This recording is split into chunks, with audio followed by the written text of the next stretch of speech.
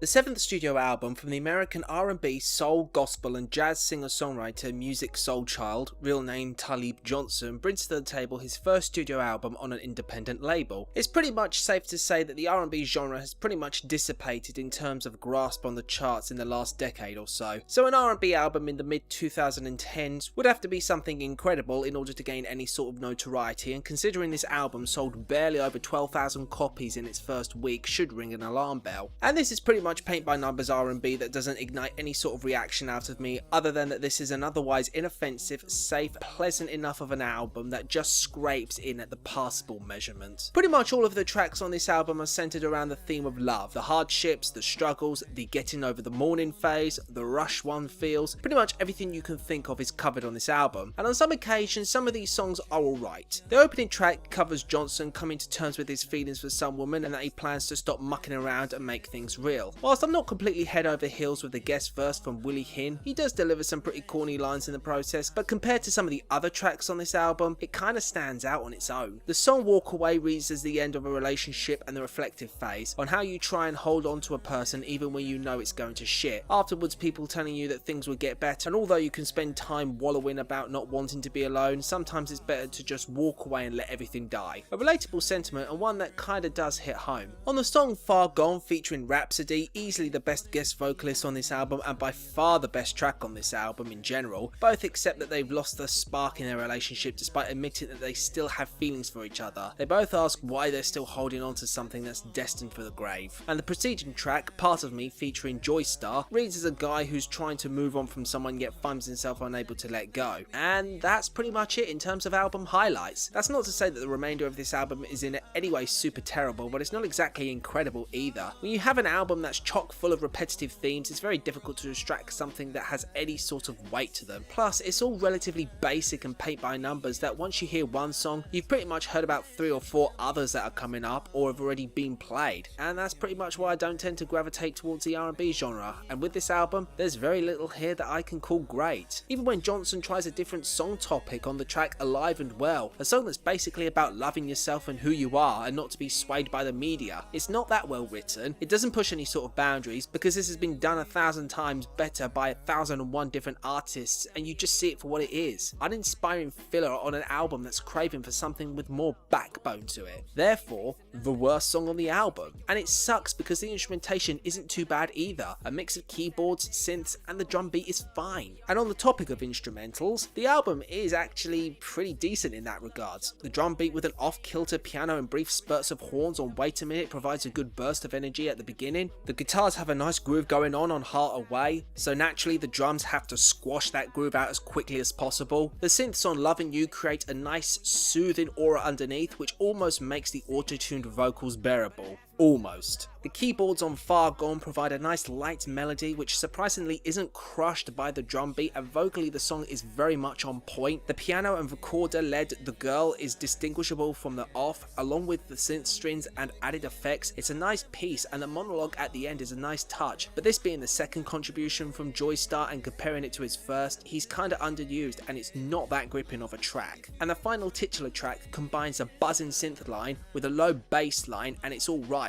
But with the vocal delivery where Johnson sounds like he just woke up and was asked to sing straight away, it's not appealing at all. And that's all I really have to say on this album. This isn't swaying me one way or the other, it's rooting me straight in the middle. There are a handful of decent instrumental moments, and there are 3 or 4 tracks where they are decent enough to where the two complement each other rather well. Despite some lyrical faults, double negatives, the like, they can somewhat be forgiven. But for the most part, you're dealing with either average lyrics, auto-tuned vocals with no emotion to them, or average to good instrumentation, which prevents me from vehemently hating this album. The guitars are good, there are a few decent bass lines, synths, brief moments of horns, strings and other effects, and if that was missing, we'd have a pretty dismal album on our hands. But as it is, overall, I score this album a 67 out of 100.